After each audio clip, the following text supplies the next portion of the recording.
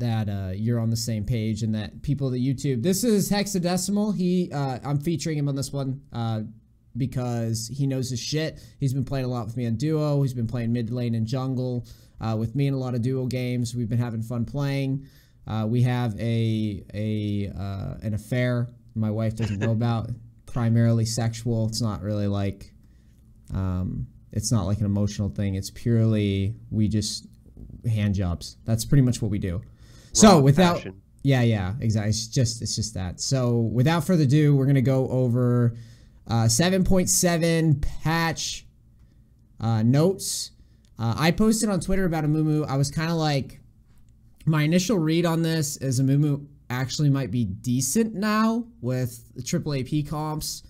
This is kind of like the how do I say it? This basically, this pick will allow any triple AP comp to be relevant, I think. I don't know, though, the more that I read it, I don't know how strong Amumu will actually be in solo queue, mainly because there's so many junglers that can fuck with them. But this is one of the, and this is going to be a theme of this patch note, at least in my opinion, and Brandon, I'll get your thoughts on it. But my thought on this is that champions like Amumu and like Lux, who we'll talk about later, are going to be like low elo superstars in the coming months. What do you think? Yeah, those are pretty much my exact same thoughts. I think that overall, the buffs benefit him for low elo play, since Amumu is considered like a good jungler in low elo, since he has good clear. Also, well, that's actually later on in the patch. We'll get to that. But the other thing as well is, like you said, I think that too many junglers right now are too strong early, and Amumu it just isn't strong enough in high elo play to keep up with the aggressive junglers that he'll face. But in low elo, people don't have that same aggression and efficient clears and routes into efficient ganks and whatnot. So I can totally see him being quite strong in like bronze to silver. Yeah, like and even this clear, like I don't know if this is enough to really make him to make him hang with champions like fucking Nidalee, who's been cropping up, and like Lee Sin and Elise. I just don't see how, or even Rengar, even though he's gotten nerfed a little bit, I just don't see how this will be enough to make him played, even for the guys that happen to exist like relative like low diamond. I don't see how Amumu this will make him work. Maybe, I don't know, maybe as like a high elo competitive pick, maybe, but I still don't. I don't know. I don't think it pushes him over the limits, but I think in low elo he's gonna be a fucking a nuisance now. The Alistar cooldown changes. This is a bundle of like two supports primarily, both Bard and Alistar. Bard obviously more known for roaming than Alistar. I don't see a world where this is pretty strong for Alistar, but I don't see how it's ever going to make Alistar like a, because a lot of my videos focus on like, okay, let's see what we can carry with in solo queue, and a lot of the times I feel like these patches just kind of like push a champion who isn't that great ever by playing to yourself or playing by yourself. Like, it's not like this buff is gonna make him some fucking solo queue support stomp pick. And I don't know, Brandon, like, is a lower cooldown on E anything that big of a deal? No, for bot lane? Yeah, like right now the bot lane meta is mainly consisted of either like carries. You see like, you know, Brand, Zyra, Vel'Koz, something like that, a lot of DPS, or you're going to see more passive heal that are trying to support the Blade of the Rune King carry marksman, right? So you have mainly like Kog'Maw, even though Lucian is considered like more aggressive early, he's still very strong right now anyways, even in a full build. And then you also have Caitlyn and stuff like that. Alistar doesn't really synergize that well with that, doesn't have that good of matchups. You see a lot of like Lulu as well, and like for example a passive change where now he's healing all nearby allies, that doesn't actually help him in lane. E trample, that's only going to help him once he actually engages onto the enemy, and once you get your first engage, it's not like your E is going to come back off cooldown anyways in the laning phase, right? You're not going to have like a 10-second fight and you're not going to be like maxing E, so I can't really see this changing him whatsoever. Yeah, I don't see much coming from Alistar. after this either. Bard, though, and this is one of my older staples. I did 100 games to Diamond Bard. I'm kind of excited about this. And I think in our duo games, if I get autofilled, I'm probably going to put a couple points on my account just so that I can have Bard as a pickup. And I don't know how much Bard you've played, but my big thing about him is he doesn't really have much going for him to be, like you said, like the fucking Brand, the Vel'Koz, the Zyra. I know in my 100 games to Diamond, like a lot of my solo queue strategy for this was to just invade the red at like level 1 solo with Ignite and try to cheese the jungler. Like that was a big part of like why I had such a good win rate with Bard when I even did the stupid fucking challenge. So with Bard not having that, with Bard getting beat in lane by the majority of the champs that we named, Bard hasn't been very effective. But now he's getting a little bit more damage. So I'm kind of excited to see how he plays out from the whole, like, oh, if my ADC sucks. A lot of what I do with support, if I play champion like Bard or Blitzcrank, is I say, oh, my ADC blows. Not a problem. I'll just roam around the map and then try to get shit happening elsewhere on the map. So I'm very excited to see this one. Do you have any thoughts on this, Brandon? Yeah, I think it's the exact same as what we just discussed with Alistar and what you just mentioned. So into the hyper carry support matchups, right? So mainly like Zyra, Brand, and stuff like that. Yeah. He's going to get outranged in those matchups, and at the same time, he's going to get outdamaged in those matchups. So he's going to have rough matchups there, but then also this more passive like support style. I would say the specific one is probably Lulu and Nami, like those two. Yeah. In the bot lane, it's like Nami's gonna, her heal is gonna be very strong, provides utility, etc., etc. Still, her range in terms of her range is probably more than Bard's auto attack range as well in general with her abilities. So I just can't see his matchups being benefited whatsoever by this, and that's really the problem, because a big part of snowballing and in the early game and being able to carry in solo queue is having good matchups. So you don't think even with roaming around and picking up extra damage and maybe be encouraged to like find other ganks like in other lanes, you don't think that that's gonna work? Because all I know is from the past experiences with Bard is that if you're allowed to move around the map with your ult, like if you're able to get 6 and roam, you can force other objectives to fall, provided that your ADC isn't a fucking moron, which, you know, it's solo queue, so who knows. It's going to be 50-50. Yeah, exactly. But, like, if you have, like, an Ezreal who's just passively farming, or even just someone who isn't losing that hard, Bard can make up for those, you know, those supports that just, like, go 2v1 bot lane permanently, and they never leave. That's kind of what Bard takes advantage of. So you're saying that even with Bard's added like damage boost, you don't see him being that useful, or you don't see it offsetting losing lane as frequently to like fucking Zyra, Brand, Vel'Koz. Another thing you have to consider as well is that typically when Bard roams, he's going to have a preference to roaming mid lane as well. So the meta is also going to be like, right now we're somewhat shifting into like a marksman meta somewhat. I'm not going to get like overhyped on it, but they definitely are quite strong right now. And so if you're leaving your marksman to go basically snowball, potentially invade the enemy's jungle or support your jungler in an invade, or snowball mid lane or something like that, it's going to be highly dependent on like the mid lane matchup, right? If the enemy is playing something like Vladimir, which is common right now, you're not going to get much done in either fashion, whether it's your Vladimir or their Vladimir. He doesn't have a lot of CC, and he can also escape. So I could see him being a niche pick, like you said. Having Ezreal 80 carry could make it like more viable. But then you also have to look at the picks in terms of your mid lane and how viable your roams and ganks are going to be, because that's really where your strength is going to lie. At the same time, if they pick something like Lulu, Caitlyn, or something, leaving Ezreal, he might just be screwed no matter what, and that tower is going to fall extremely fast before you can even get any ganks. And then once that bot tower falls, they rotate mid, and then all of a sudden the laning phase is being hyper accelerated in terms of it ending. So I don't know. I think good Bard players will like this buff, but it's not gonna make Bard like insta-lock bot lane. Yeah, exactly. It's not gonna for the average player base. I don't think it's going to change anything. All right, Hoover. Thanks for subbing, buddy. Dude, we're getting close, man. We're at fucking we're getting close to that 1K, man. 5 new emotes and the GP account. Camille. Camille nerfs. I don't know about you. I play a lot of top lane. I know Brandon stays far away from that lane for probably a good reason. I haven't seen a lot of Camille in our sessions. I've been playing with Brandon. I've been playing with Fog. I've been playing with Oryx. 3 of my duo guys.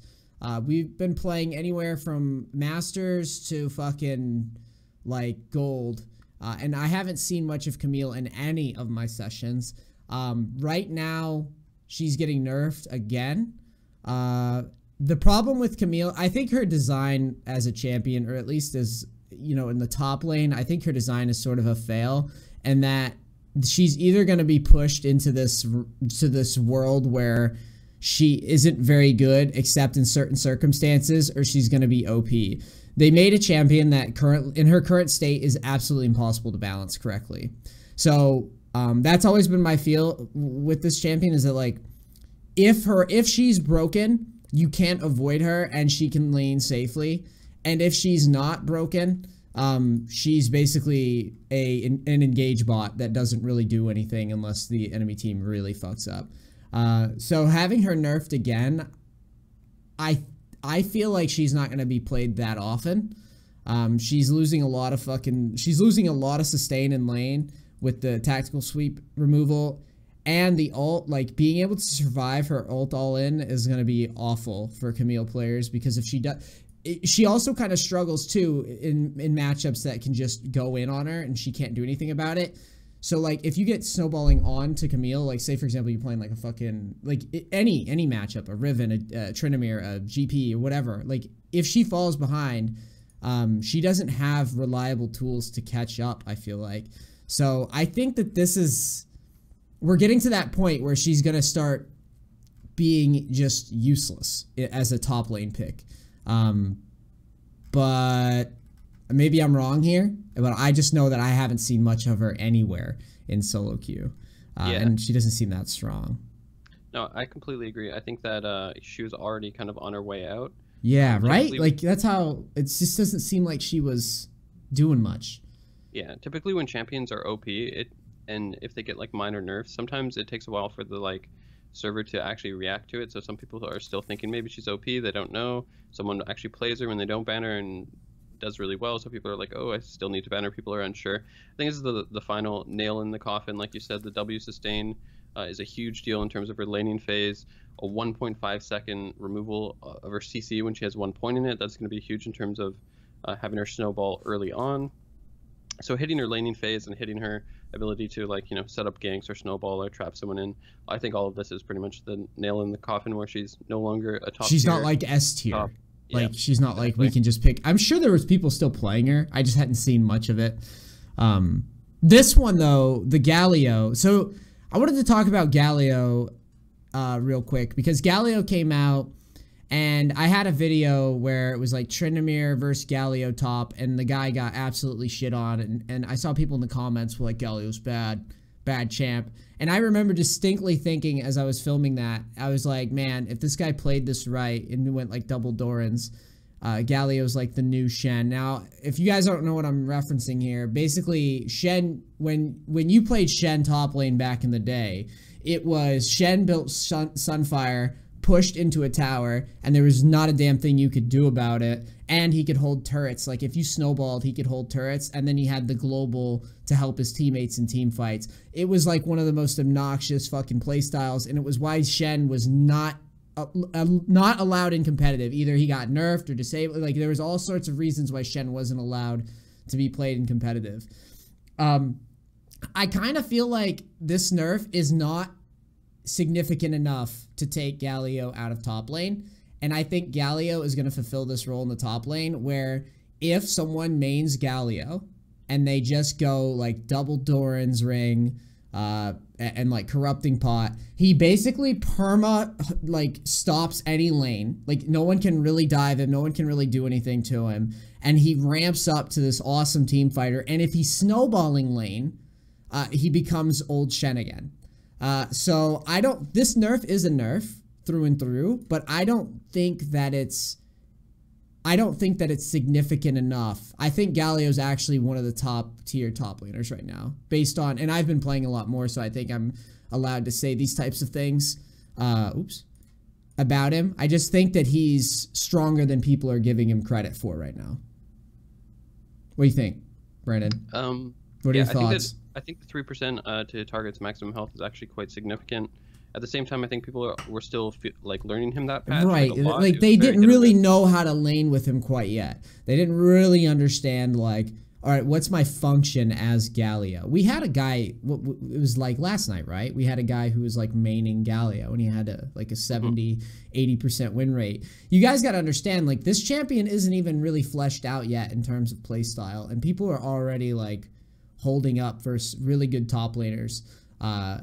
And even if they're not, like, even if he's not having a great lane, he's just cancer for the carry tops. Like, if you play Riven, if you play Tryndamere, if you play Fiora, if you play, like, well, Fiora actually can play pretty well in the Galio, but any of the carry tops that want to dive, like Jax or Tryndamere, or, you know, all those, Galio can hold like 2-3 levels behind. Even support Galio can fucking hold a tower, which I think is kind of interesting. But you certainly don't think that this guy is going to be irrelevant in top lane, though, right? Like, it is a nerf, no, but you don't think it's not a big enough nerf. Also, like, adding the 0.15 ability power, this doesn't do anything in terms of affecting his mid lane.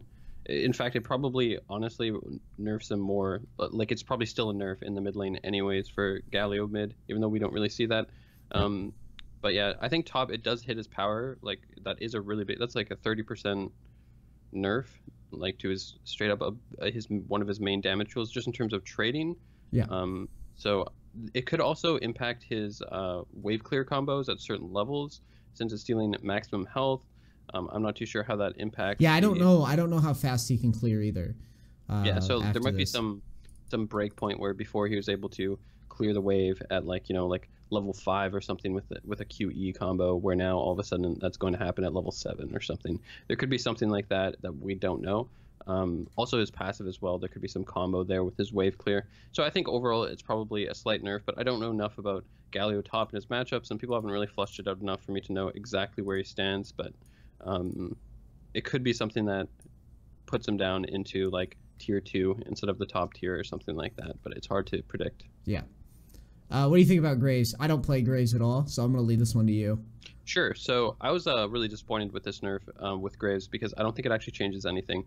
So what they basically did was, before you'd get magic resist and armor off his quick draw. Now he only gets armor. Now the reason why this doesn't do anything, because one, it doesn't hit his damage, right? So he's still doing the exact same amount of damage. Doesn't hit his clear. Doesn't hit his clear, yeah. Camps are also doing like physical damage, right? I think the majority of them. Anyways, some of them might not, but I can't remember that exactly. Point is, you're mainly kiting them anyways, and you're healthy and you're clear. So this doesn't even affect his clear. It doesn't affect his damage, and it doesn't affect his dueling against anyone who isn't AP. Who isn't Elise, which is like the only, well, maybe Nidalee sometimes, I guess. Yeah. And also you have to keep in mind that you don't max your quick draw first, right? Mm-hmm. So, and it's like so niche, the nerf here. So like, when you get max stacks, right, before you would get 40 MR, but when you only have one stack of it, you get 5 MR, right? So when you run into someone in the jungle or you gank or something, you're going in there, you E first, you have like 5 additional MR, right? Maybe you get a second E off if the fight goes long enough, which would give you 10 MR. So like in the early to mid game and stuff with these skirmishes, you're really only getting a hit of like 5 to 10 MR in terms of the nerf. The big part is once you get your max stacks in the course of a team fight, where all of a sudden later on in the game, you know, once you're around level 15, all of a sudden you're getting 120 magic resist at your max stacks at that point. So in team fights is when this nerf actually takes effect. But by that time, usually games are like pretty decided, you know what I mean? Yeah. So I feel like also at the same time, right now, like Black Cleaver Ninja Tabbies is pretty common, and the reason why that's so strong is because there's a lot of physical damage champions just in most roles. Like you're going to see physical damage tops most commonly, physical damage jungles, and either physical damage mid. Like, it's probably like 70% of the time it's like AP, 30% is AD, then you have physical damage bots. It's just like it's not like right now is the meta of the triple AP comp or something. So I just can't really see this actually influencing anything in terms of Graves. It makes him slightly weaker in these like niche situations, but besides that, he's going to be the exact same, and he should still be a top tier pick and ban, which is kind of disappointing because I thought this patch they were going to. You thought, but someone at Riot loves Graves. That's what the keys take away. I've been bitching about Graves for a long time now, and that's kind of why I wanted you to chime in on this one specifically, is because I don't play Graves, but as soon as I saw this, I was like, yeah, I don't see how this changes anything real, like anything significant, right? So it's funny to have you basically like practically as someone and Brandon here has played Graves like multiple times on stream, has played him in the jungle. He'll pick him if it's left open. So to hear him say that as someone who's high elo playing a lot of Graves, pretty disappointing. And yeah, I think he's still going to be ban worthy, don't you? I still think that he's not. I don't think that he's out of the ban list. I think it's worth banning him still. Yeah, 100%. Jarvan Shield. This is weird. And I'm tempted to play some Jarvan to see if we can do something with like Titanic Hydra build. I don't know how significant this changes for Jarvan top.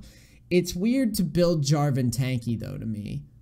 And maybe this is that. Maybe this is that moment where once we start building out some health and we have a grasp or whatever, maybe this is the fucking time where we can actually play to go into tank Jarvan top.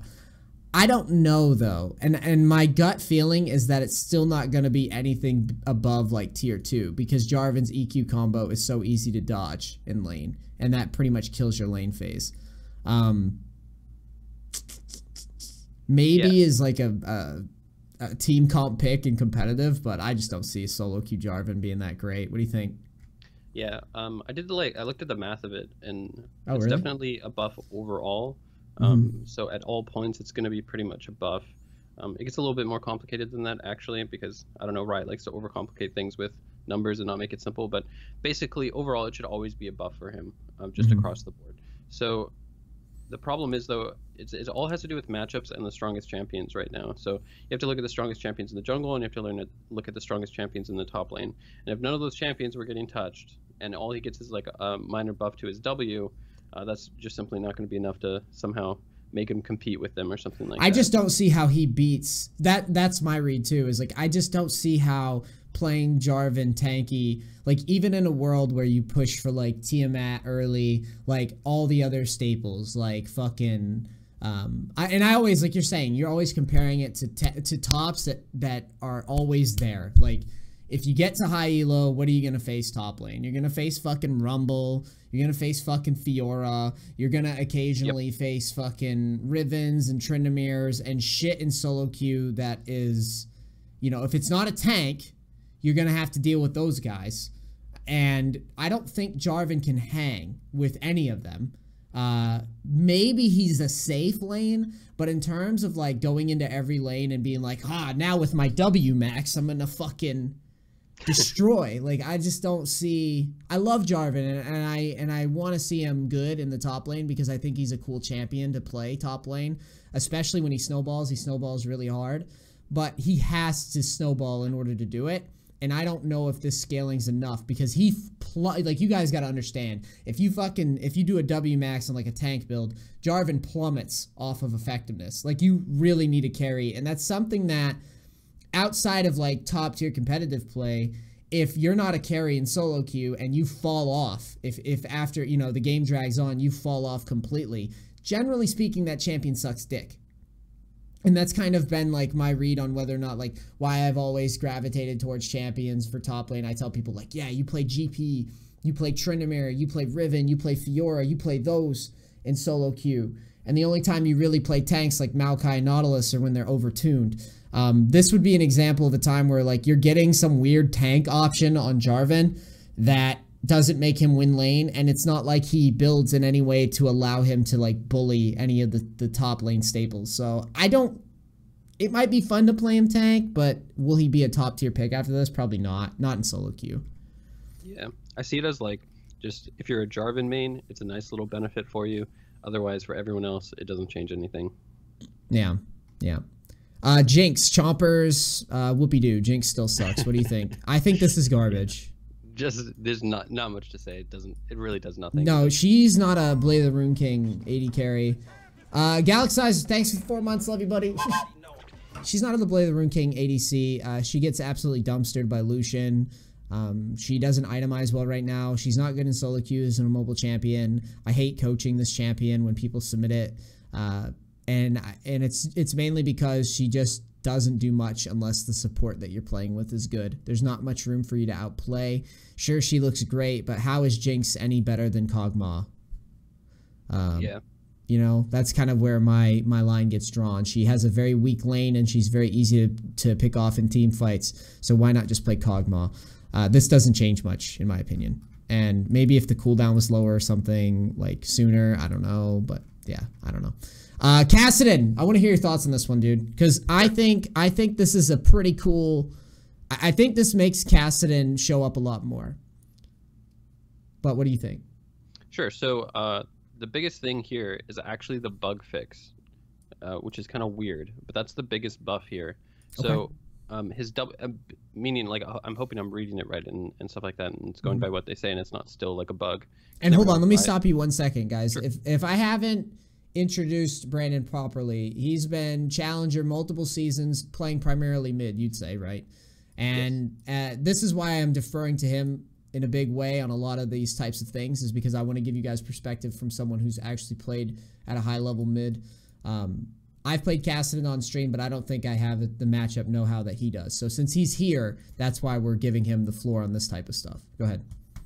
All right, so your W before, what would happen is you'd have like a wind up for it. You'd have like the cast animation for it. And if right at the very start of that animation, someone flashed out or had a dash or something like that, it would just cancel. Like your character, he would just like pull back like he's like jerking off somebody and then just like stop and do no damage. Now the way they're doing it is if that animation starts, it's no longer canceled and you'll always do the damage. So that means that people can't flash out of your W. So all those kills that you would have missed, you now are going to be getting.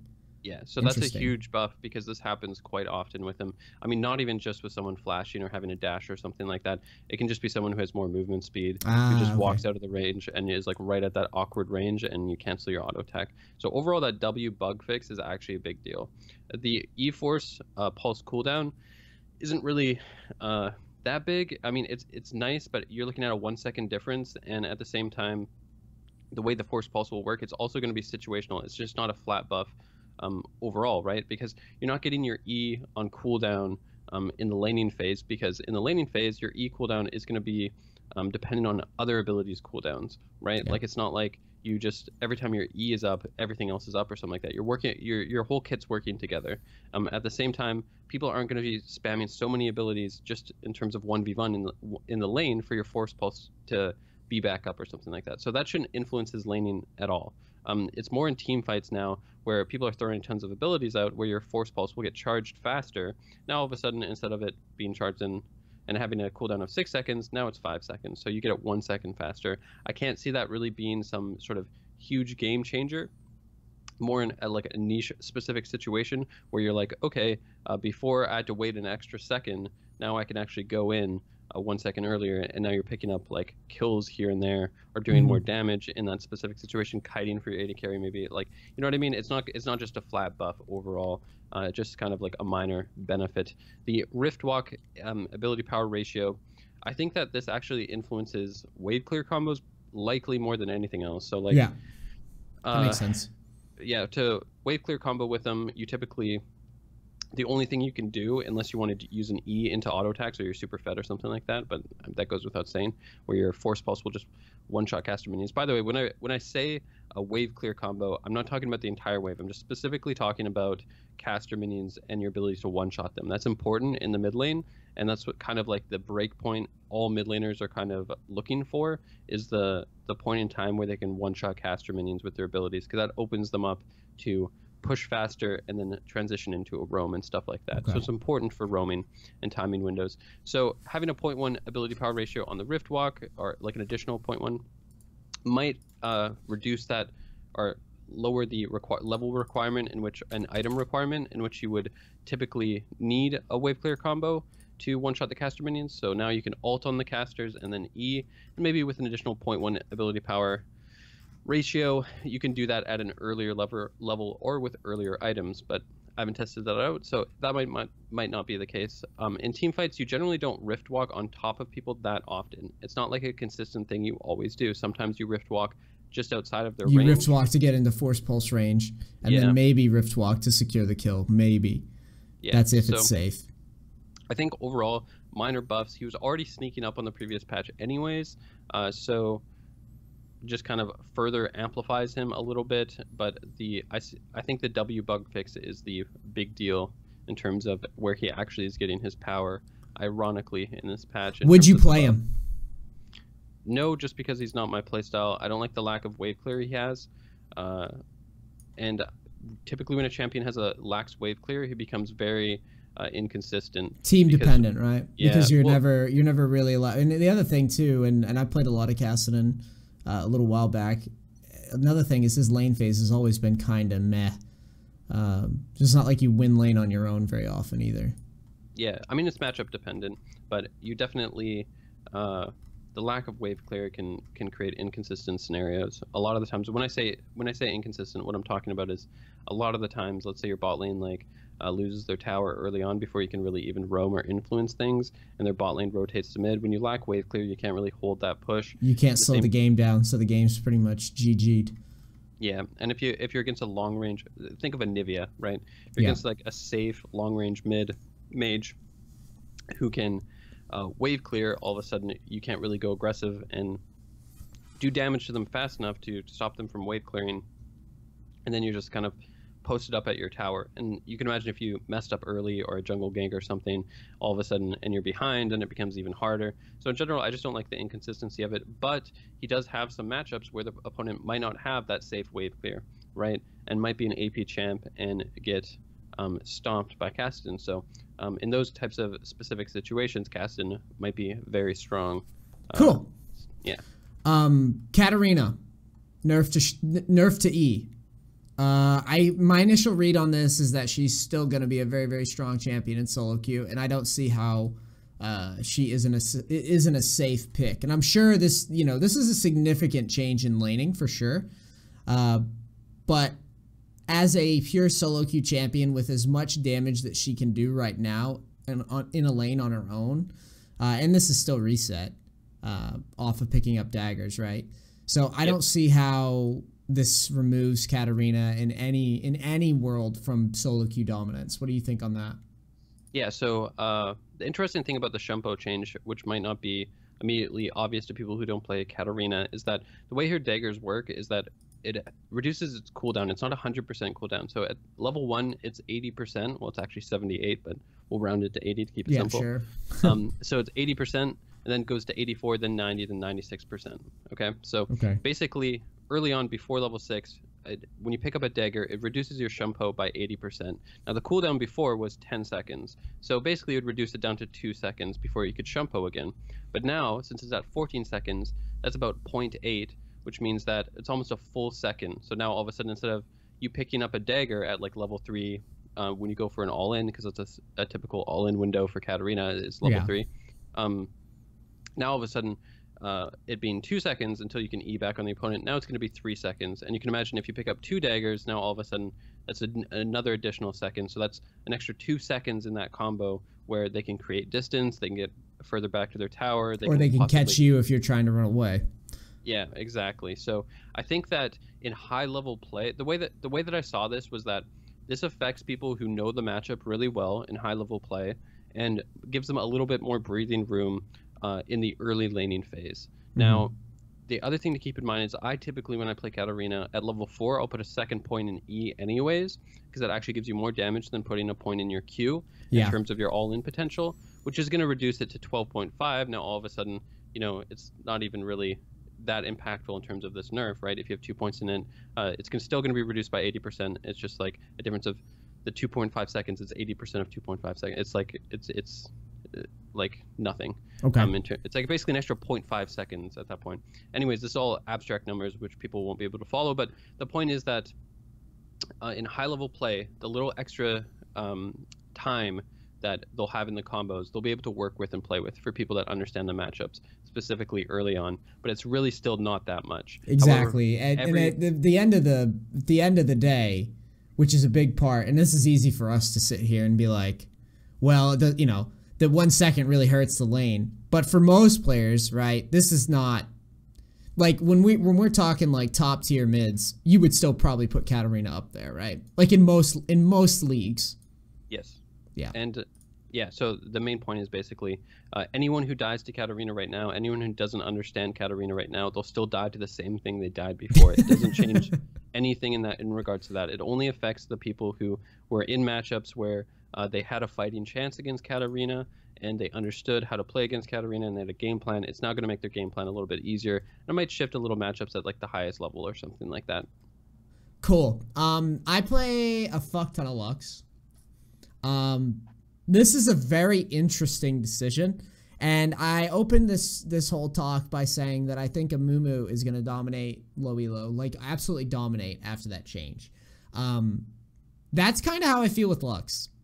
Is I feel like after this type of change, if you have some sort of patient Lux player that knows how to get farm in low elo, he's going to be sitting pretty after this final spark change. Now, Lux has always been kind of garbage the higher up you go, and I think that this doesn't change that much because her R is so easy to dodge, guys. Like, Lux is so easy to dodge. You get hit by the combo, you're dead regardless. And it's normally your fault. Even yesterday, I died to a Lux a couple times, and I kept thinking it's like the only reason I'm dead is because I'm bad. Like that's all I ever think. So, in the case of this change, like I saw people in Reddit like having a conniption about how broken Lux is gonna be, and I think that's because most Redditors are like silver gold. And I don't say that to be a dick, but that's the reality. I think Lux is going to actually be a very, very good pick with this change. This is going to be like the Call of Duty change that Lux wants for every low elo player to pick Lux. What do you think, Brandon? You think that's a good read? I mean, the first time that I saw it, I thought that they meant the cooldown gets refunded if Final Spark got like an assist or a kill, but that it actually has to last hit the champion, which doesn't really happen that often in terms of... I mean, it happens often, but not often enough. Now, I think that in the early game, this has no effect. So, again, we want to focus on the early game typically when we're snowballing in solo queue, not our strength like at the very end of the game or something. It typically isn't as important. So because it doesn't affect our early game, it doesn't really affect our mid game that much, I can't really see it having that much of an influence on our win rate. However, with max points, her cooldown, I believe, is 50 seconds with cooldown reduction as well. So I think it's 80 seconds, and then you'll have max CDR always with Lux. Yeah. So you'll get reduced by 40%, which is 50 seconds. And so basically it gets reduced by 50% once you have 3 points in it, which is level 16. So at level 16 specifically with her build, if you had landed your ult to last hit someone, it will put your ult on a 15-second cooldown, which, assuming you didn't instantly win the fight there, like you have to think of the Neace situation. Yeah, right. You're gonna be sniping kids like you're in fucking Earth mode, but that's only if you get to a late game scenario with Lux, which, to be fair, is only happening in low elo, really. Yeah. So you basically have to be in a situation where you're either in a team fight or a siege that didn't instantly end, like the fight wasn't instantly decided. You had to last hit the champion with your ultimate. You had to be level 16 plus, and then at that point, you'll basically get your ultimate up in 15 seconds. Since the fight is still happening in that scenario, then your ult comes back up, and then you have to land the ult, and it has to actually do something. It can't just be tanks diving you, and then you like ult an Olaf and a Kled, and they're like, yeah, okay, bud. Yeah, and this is the key too, guys. You have to kill someone with the R. Like, they have to die with the R. Not like the proc after you R, which is like typical Lux, by the way. Not the E follow-up after Final Spark. Like, none of that. Like, it has to kill them with the R. So, like, that's actually a really good point. Yeah, at the end of the day, this is not going to change much. But, like, Lux is still pretty cool in a solo queue environment and low elo. And at the very least, you get some sort of fucking benefit if you're sniping champions with Lux. And, like, I know that I've played a lot of fucking Lux, and it always feels like it's not like a GP, it's not like a Victor, it's not like an Azir. Lux really doesn't get to do much with a hyper late game. So this is a nice little like introduction into late game cool shit that you can do. And it might save some games. Like, it would be kind of funny to save a game because your ult gets reset, you know, in like a big fucking 1v5 under towers or something. You just like snipe some guy with your ult and then go into the fountain and snipe somebody else with the ult, and then it comes back up as the guy's like trying to backdoor the. But like, that's it, right? And that's pretty much your point, is that at the end of the day, that spot is fucking really is a small occurrence. Yep. Cool. So I think, yeah. Hold on, I gotta welcome new subs. AJ, thanks for the 3 months. And what was the other guy? Big fan of Neace. Yeah, that was the name. Biggest fan of Neace. Thanks for the sub. We're growing. But yeah, what were you gonna say, Brandon, before we move on to Nunu? Yeah, I was gonna say that I think that the change itself won't affect anything in terms of their actual win rate overall. But if you're a Lux main or you play Lux, it could be just a fun, interesting mechanic. It will probably also catch a ton of people off guard, because anyone who doesn't play Lux won't know. They'll forget about this even after they like read the patch notes, because Lux isn't played enough or anything. So I could totally see it catching people off guard in the late game, where they're like, "How's your ultimate on such a low cooldown? What happened?" And then it's like, "Oh yeah, they in patch 7.7 you didn't read." Yeah, you didn't know about the Lux changes. You didn't know about the Lux reset off the ult. It's like a fucking Darius dunk. Yeah. So I asked the chat to link the Nunu fail clip from the stream with Fogged. I'm not gonna lie, like, I think Nunu kind of blows in solo queue. Like, I played Nunu with Fogged, and as a specific like well, let me pull up the account. What the fuck was the account name? Let me find it. So this was the account that I used with my buddy Fogged. He's a Tryndamere main. We had him on a video a little while back. I've been working on learning Nidalee on this account, as you can tell. Lots of struggling. The Nunu has an 86% win rate. Now, to be clear, this was a Smurf account with a fucking challenger top lane. A jungler designed to cheese Barons early. 86% win rate. So it looks good on the surface. But then you get the clip that Bad Kid just linked here. Let me pull this fucking clip up because that shit's hilarious. This is Nunu in a nutshell, basically, guys. This is where I'm at with Nunu right now. Why, you should die to dragon. Wait, dragon? Hello? Game? This is Nunu for me.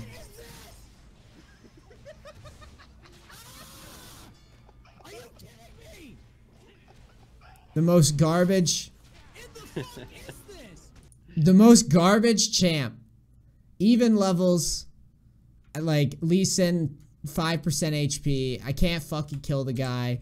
And it's just a sad experience for everyone involved. I don't know if this little like bonus buff that you get with the Visionary, where you get the level 6 fucking Q or whatever Riot's trying to meme you with right now.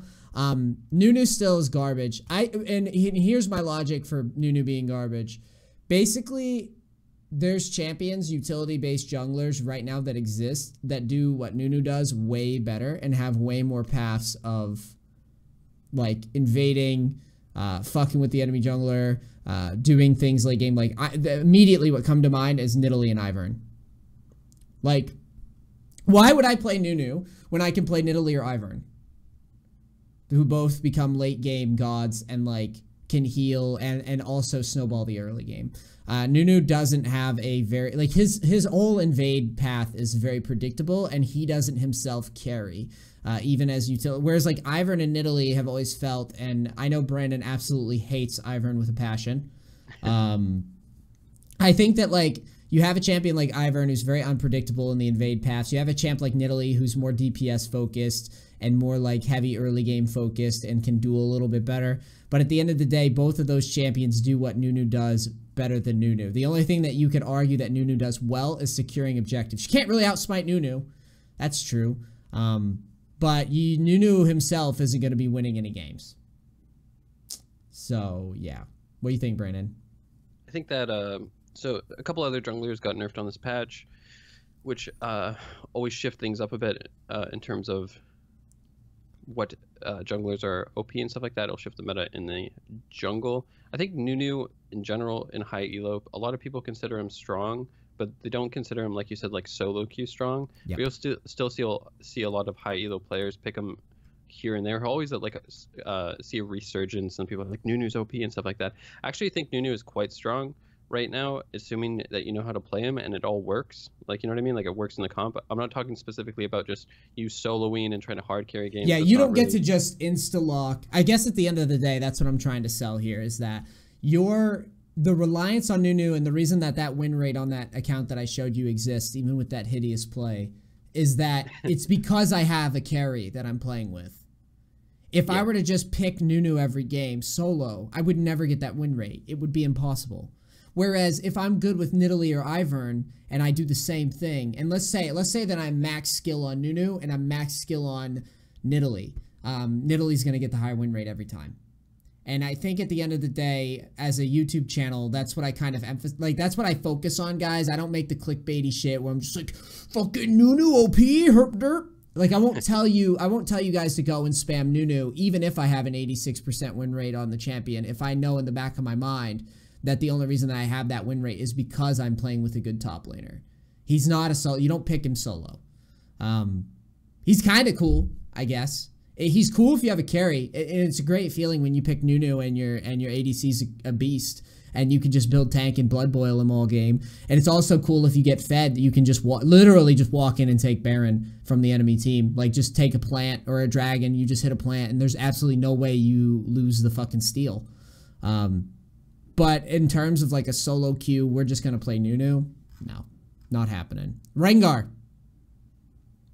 What do you think? And I'm sorry I'm keeping your thoughts a little shorter, Brandon, because we got to get through. It's all good, dude. How many more of these do we have? We have quite a bit more, so we'll speed it up a bit. Rengar, what do you think? I think this is a big nerf to him because overall, so whenever a nerf to a jungle goes through, whenever it affects their clear, that's always a sign that you should be worried.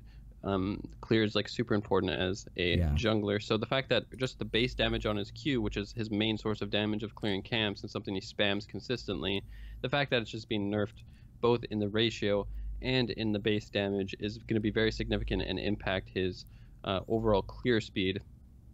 Now, I don't know how much it'll impact his clear speed, so I can't say whether it will be a complete game changer or not, but if it does significantly affect his clear speed, then he will probably actually be like dropped out of top tier if that is the case. If he can still keep up in speed with everyone else despite this nerf, then he won't be affected as much because it's only like a 10 damage change. That's not going to influence that much when he like invades the enemy jungler or bursts someone or something like that. But it's mainly just hitting his clear speed. If his clear speed's too slow relative to the other junglers, then you'll see him drop out of top tier. Rumble Harpoon. My read on this right away, guys, is Rumble's still like an auto lane winner. Like, you don't really pick... this doesn't stop Rumble from winning lane. You can't trade with him. Yeah. So, like, I think, obviously, this is going to hurt a little bit for Rumble trying to all-in people at times with harpoons, like flash harpoons, or maybe extended fights occasionally when Rumble gets caught out of position. But in terms of, like... if you're wondering, guys, can you pick Rumble every lane and do pretty well? The answer is yes. This does not, obviously, this doesn't really change anything. The harpoon recharge time is 6 seconds. Yeah, it hurts a little bit, but Rumble's one of the strongest lanes in the game. Like, hands down, one of the absolute strongest lanes in the game. I've always kind of had an issue with being like, do I think Rumble is like a super high win rate champion? No, I don't feel like he's super high win rate like insta-lock champion, but he's up there. There's a lot of high elo guys that play Rumble. They never quite get like crazy win rates, but they're always there. And Brandon and I have talked about multiple guys. There was the dude that does like Exhaust, Ignite, who's like Challenger way back. He still does that. Strongest. Yeah. He still does that. Like, he still is playing at like a pretty high elo, and he only plays Rumble. So like, Rumble isn't going anywhere with this change. It's not that big of a change. It's very, very minor in the grand scheme of things. Shaco, this is another one. This is kind of like in the Rengar realm of like, oh my god, Shaco's getting hit pretty hard here, actually. What do you think? You played a little bit of Shaco, right? Yeah, no, I have on a Smurf and practiced him a bunch. So the Shaco changes are a little bit weird, especially hard to kind of get a read on what exactly like is happening. But looking at it a little bit deeper, you can see that they're shifting the AP ratio. Basically, AP Shaco probably got nerfed significantly, except maybe AP Shaco because the backstab, you're backstabbing camps a lot more than deceive. You're deceiving camps. Since the ability power ratio got taken off his deceive and putting it onto his passive, I guess if you go AP Shaco in the jungle, which isn't a common thing right now, but assuming you did that, it's a buff to it, I guess, in terms of his clear speed, but it's a nerf to it in terms of his damage, kind of. It's really hard to read in terms of like AP Shaco in that way. I think AP lane Shaco probably got a nerf overall, though, from these changes. Now, the main base damage change, which is the main nerf to his Q, people who, for those of you who don't know, people max Q on Shaco typically because it increases the duration in which he's stealthed, which you kind of need to do in order to gank. However, some people don't actually max it. Some people will put 3 points or 4 points in it, and they'll find that gives an adequate stealth duration, and they don't need an additional 5th point. So you have to take that into consideration when you see the base damage removed. However, the majority of people will put 5 points in Q. So basically, you're getting 80 damage off your Q. I would argue that people typically don't gank with Shaco at level 3 because his stealth is too low. They're waiting for level 4 to get that extra stealth duration. So typically you're looking at 35 damage off of his initial gank in the early game from the base damage of his deceive, and a difference of about, like we said, we're going to have 2 points in it, so it's going to be a difference of 1.5 seconds on the cooldown, which isn't going to influence anything. So I could see this nerf not hitting him that hard. I don't think it's going to be something that completely guts him or something like that.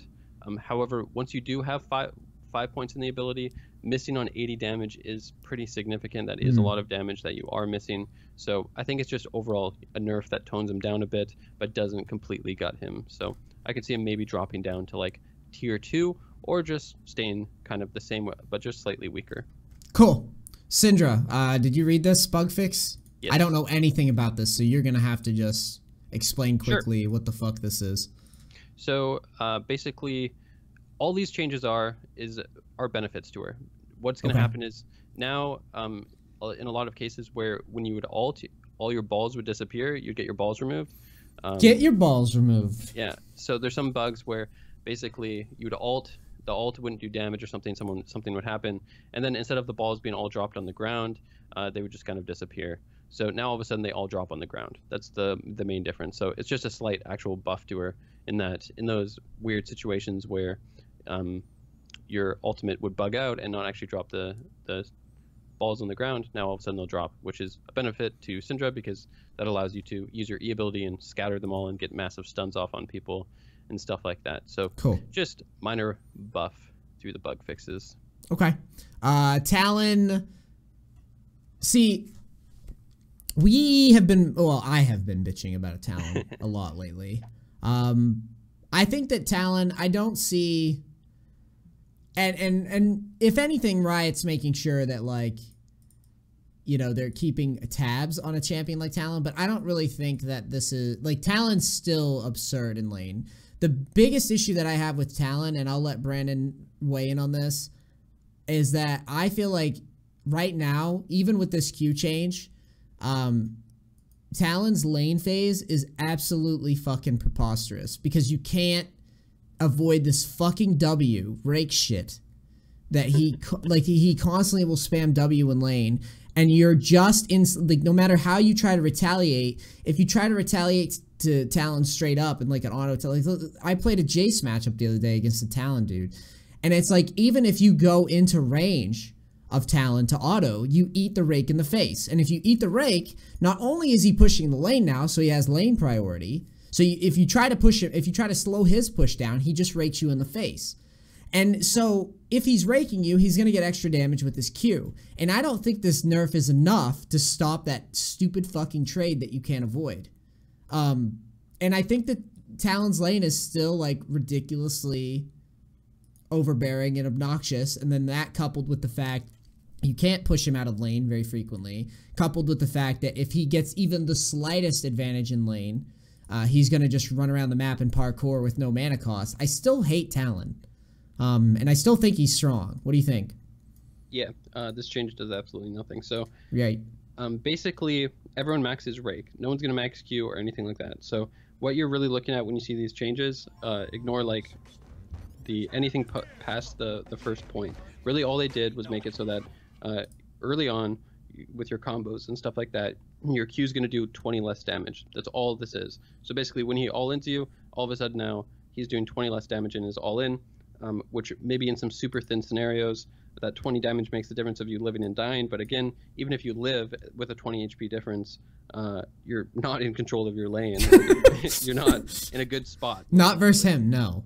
So it also doesn't address his core strategy that is strong. His core strategy that's strong is not that his Q does 20 extra damage or something. Like, that's not where his strength lies. It's in his passive, it's in his Rake, and how it applies that and stuff like that. So this doesn't affect anything. It's just now in super thin scenarios where you would have died, now maybe you might live with like an extra 20 health, but you're still in a shit scenario anyways, or in a really bad spot in that scenario. So even if you don't die, so this literally shouldn't affect. I feel like with this change, honest to God, I feel like with this change, Riot is not watching Talon at all, or at least no one at Riot plays Talon or has faced Talon at high level, because this.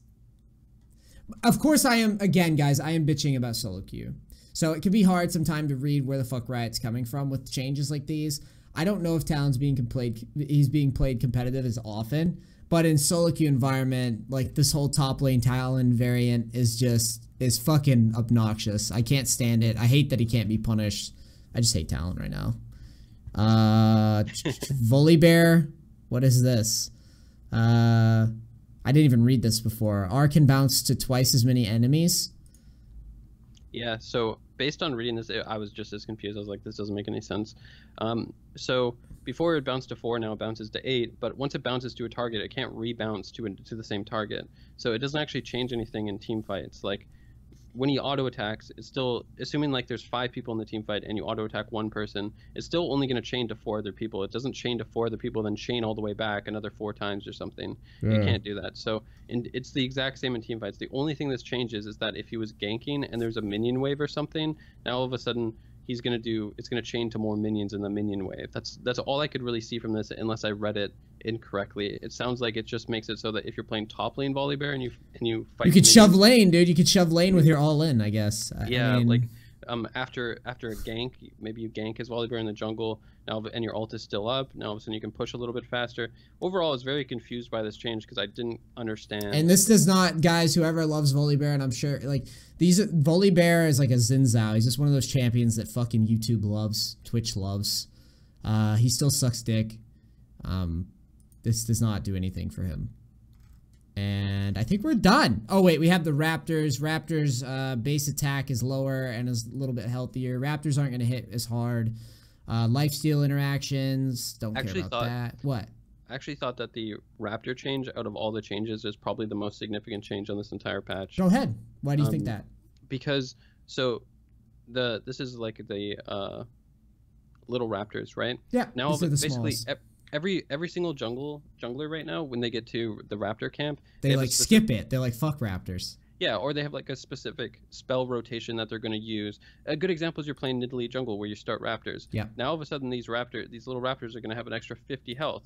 So if you don't kill them right in your early standard rotation that you're using because they have 50 extra health, that's now an additional auto attack you have to put down. And if you have to put down an additional auto attack on every single little Raptor, now all of a sudden your clear is super slow. Because of that. So a lot of junglers that had like specific spell rotations that allowed them to use like all their spells or like a specific rotation of spells where it was like, an example is, for example, Kha'Zix at level 3 uses leap on the Raptor camp. This is the old Raptor camp. And then presses W, and then I think he clears them, right? With one auto? He'll E, W, Q, and then auto. It will always put in range of E, W, Q, auto. So you E, W, Q, auto, Q, auto, Q, auto, or double auto, right? So that's like, it's always kind of a Q auto. Like after you EW, all the little Raptors are in range of either 2 autos or a Q and an auto. However, with this change, if that extra 50 health puts them above that, then every single one of them is going to require an additional auto, right? So all of a sudden his clear is now slowed down. It's like 10 seconds late. Okay. Yeah, and it's the same thing with Hecarim. Now all of a sudden Hecarim, before I believe he would spam 4 Qs and be able to clear the entire camp. Now it's probably going to be 5 Qs or something like that. So I think this might actually just slow down a lot of junglers overall, and specific junglers who really benefited from having a specific spell rotation that allowed them to one-shot the camp. If there might be these weird situations where those junglers actually get hit pretty hard, where it completely fucks up their spell rotation to one-shot the camp. I will definitely test that today when I do Nidalee in our session to see how that feels. But only if I get leashes, though, because I haven't been getting many leashes in these games. Lifesteal. Looks like you get some... Wait, what is this? Attacking units with ward-like health properties no longer grants lifesteal as if they had a normal health bar. Okay, cool. Rotating game modes, blah, blah, blah. New client sucks. Highlights. All right, amazing. And we did it. YouTube. If this makes it to the channel, please like, subscribe, all that bullshit. Also, I'll try to make sure to get some sort of content for Brandon Hexadecimal on the description below. You can check out some of his stuff. Tell me if you want him in more rundowns. Maybe we'll invite him to some of these in the future. This is the first time I've done any of the duo rundown, so I hope you guys enjoyed his feedback and this little 7, or what is it? It is 7.7, right? 7.7 patch rundown. All right, I love you guys, and I'm out. Peace. Cracks. Thanks so much.